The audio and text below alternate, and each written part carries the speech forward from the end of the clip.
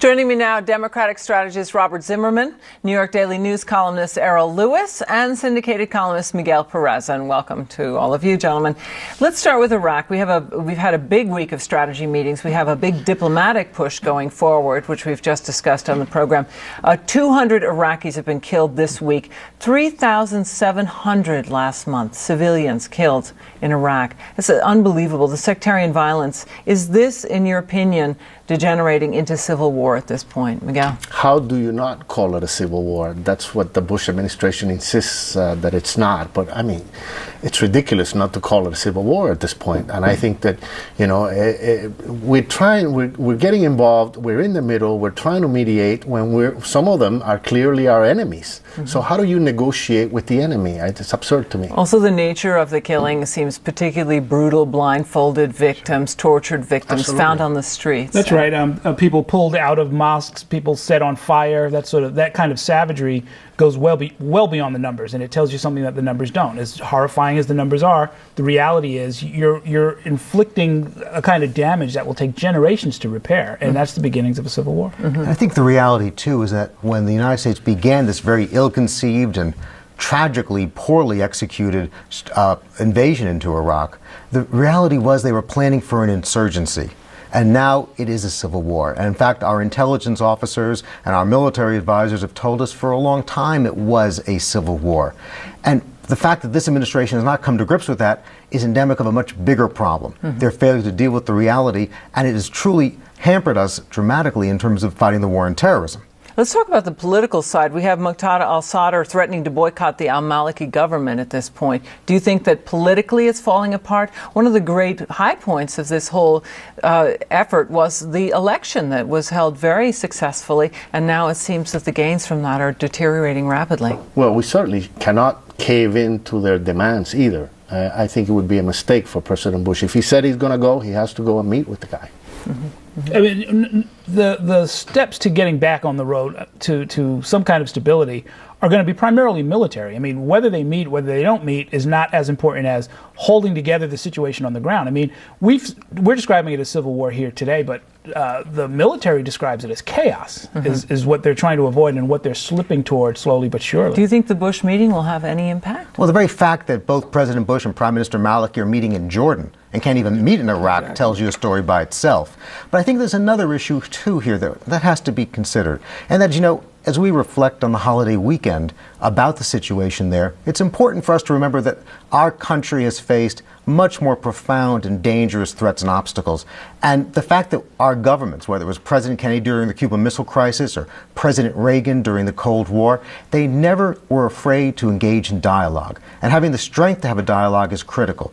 Therefore, the concept of perhaps engaging in a dialogue or opening up channels of communication with Iran and Syria may be a critical path to look at. Mm-hmm. But we have the Pentagon looking at new plans, we have the Baker-Hamilton Commission looking at new options, and we have to take a fresh approach to this. Let me read you something that General Abizaid said this week, and he said, I could see a series of options coming together where you might have a short-term increase for a good reason, increase in troops. It would have to be tied to a specific plan. As you suggest, there are many plans. The Pentagon has one, the go big, go long, go home. Do you believe that General Abizaid is signaling that he wants to go big, bring in more troops, and that he sees this as perhaps the way to go? I think that going big is the way out. And I think that's the signal that he's sending. Mm-hmm. Absolutely. Mm-hmm. There are, I think, a lot of maneuver type questions as well. Whether or not, where are you going to put those, if you go big, where do you put those troops? Are they going to be on the Syrian border? Are they going to be trying to make a statement to Iran? Are they going to be supporting the Kurdish development in the northern part of the country? Where they go is almost as important as how many are there. And you have Charlie Rangel suggesting perhaps a draft on top of this. Is the political will there in the American? You know, I must tell you, the American people have shown repeatedly the strength and courage and commitment to fight the war on terror. What we're not seeing from our political and civilian leaders is the proper planning and execution of the plans to fight the war effectively. It's really not a question of, to me, where the military goes. It brings back memories to me of when our military leaders said in Vietnam, just a bit more escalation and we're going to get there. We need to have a plan in place and we need to have an accountability in place to get the job done. All right, gentlemen, we'll take a quick break. We'll be right back. If you've had a heart attack, that reduced how well your heart pumps. Hear this. Your heart medications may not be enough protection. Coreg is FDA approved to increase your chance of survival when taken over time. Adding Coreg to your current treatment can help prevent another heart attack. Coreg reduces your heart's workload to help it pump better. That should be music to your ears. Coreg is not for everyone, including people prone to asthma, certain heart rhythm problems, slow heart rate, or liver problems. Once you start Coreg, you should continue as directed by your doctor. Patients who abruptly stop may experience chest pain or an increased risk of heart attack. In some cases, patients may experience dizziness or faintness when starting Coreg. You should avoid driving or hazardous tasks if this occurs. Ask your doctor if Coreg is right for you. Adding Coreg adds cardio protection.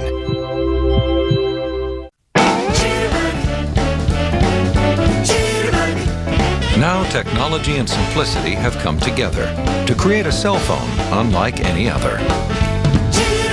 Bigger buttons, bigger numbers. Who needs glasses? It's so simple. You don't need a 400-page manual to use it. It doesn't have a gazillion features, just the ones you really need. I can hear everything clear as a bell. Jitterbug is the cell phone my parents will actually use.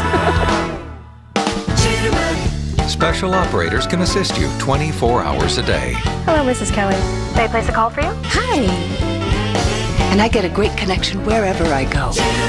Call now, 1-800-316-4576.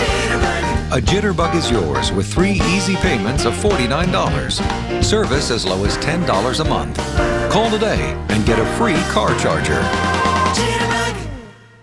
Larry King Monday. Former President Jimmy Carter. Once he helped broker Middle East peace. Now he sheds light on the unpopular war in Iraq, Democrats taking over Congress, and more. Larry King Live, Monday 9 Eastern, only on CNN. Two powerful religions, one massive divide. All day Tuesday, beginning with American Morning at 6, CNN begins a full day of special coverage. Christians and Muslims, when faiths collide. Tuesday, beginning 6 Eastern, only on CNN. Closed captioning provided by Head On. Head On applied directly to the forehead. Head On applied direct. Head On applied directly to the forehead. Head On apply. Head On. I hate your commercial, but I love your product. Head On, available at CVS Pharmacy. We're back now with our panel. Gentlemen, a little bit earlier in the broadcast, we had Congressman Pete King talking to Lou Dobbs about the border security fence. Do you believe that there's going to be the Democrats will even buy onto this when we get back? I think they might buy into it if there's a comprehensive immigration reform plan. That's what most of the Democrats have been pushing for all along. I don't think enforcement only will work, and certainly not among the Democrats. And that's what Peter King and the Republicans have been pushing for all along. Unless there's a plan for legalization, some people want to call it amnesty. I don't think it's amnesty, but a legalization plan for the immigrants who are already here, and a workers program for guest workers to come in. That's the comprehensive plan that we need. Mm-hmm. I wouldn't, despite the fact that Pete King won a resounding victory in the last election, I would not understate the importance of trying to be in line with where the general mood of the country is. I mean, he fought back fierce attacks from Newsday. Lou talked about that with him in the interview. I don't think many politicians out there want to go head-to-head with the local newspaper over and over and over again. So I think we're going to see some movement on this issue. I mean, Pete King stood firm, stood tall, didn't change his opinion at all. I don't think we're going to see a lot of politicians stay that firm as we go forward. You cannot begin to address the issue in our country of illegal immigration until you put the proper security in place. This fence along the Mexican border was, in fact, a compact between the American people, the Congress, and the President. Mm-hmm. There was a commitment made by many Democrats in the Congress with the President and many Republicans in the Congress, too. I admire Pete King's sincerity on this issue profoundly, and clearly this fence has to be constructed. What troubles me, though, is the way the legislation was finally crafted, and Bill Tucker exposed this on your show. The way this legislation was crafted, it can't be constructed until, in fact, you have congressional approval, local government, state government, Native American tribe approval. By that I mean they've written this legislation to truly limit the opportunity to build this fence, and that would be a travesty. We have a couple minutes left. I'd like to pop through some polls pretty fast. And let's take a look at the Republicans. Mayor Giuliani started to file papers to create a presidential exploratory committee. John McCain. So here's registered Republicans, their choice for nominee. You've got Giuliani at 33% at the top, McCain 30%, Gingrich, Romney, and Frist. Quick reaction? Well, as a Hispanic American and one who wants some kind of really a good immigration reform, I would support a moderate Republican, and Mr. Giuliani and the Senator McCain both meet with my approval. Mm-hmm. Okay. The fact that the moderates are in the lead right now, I think, doesn't mean that much. I think you're going to see the evangelical empire strike back. They haven't decided who they're going to get behind, but that number is going to be big. Okay, Bob. Moderate Republicans in the last election were bordering on extinction. And I think in this presidential primary process, you're going to see moderate Republicans become extinct. The party is so controlled by the right-wing Southern conservatives, it's just not going to happen. Okay, we got to pop through the Democratic one, and we did this a little bit earlier. Lou did it with Al Franken. Let's take a look. Clinton, 33%, Obama, 15%, Edwards, 14%, Gore, 14%, and Kerry, 7%. Interesting lineup? Quick. Hillary has a very good shot, I think, but I would like not to vote for her. I would like for a moderate Republican to step up. Uh-huh. They're all senators or ex-senators. Many of them have served together. The question will be who will take the first shot at Hillary Clinton, the front runner. Mm-hmm. That poll shows the field is wide open. Hillary Clinton does have a lead, and that's name recognition to her credit. But you see the other people emerging, like Barack Obama, who has just come, really, who's not even declared, and Al Gore, who says he's not planning to run. It shows the fact that they're so strong in this poll. Democrats are looking at a wide range of options, and I'm going to work hard to convince you to support Hillary Clinton if she's the Democratic nominee. All right, you can work. Have no choice. You can work that out a little bit later. Thanks very much, gentlemen. Robert Zimmerman, Errol Lewis, and Miguel Perez. Thanks for being with us, and we thank you for being with us tonight. For all of us here, good night from New York.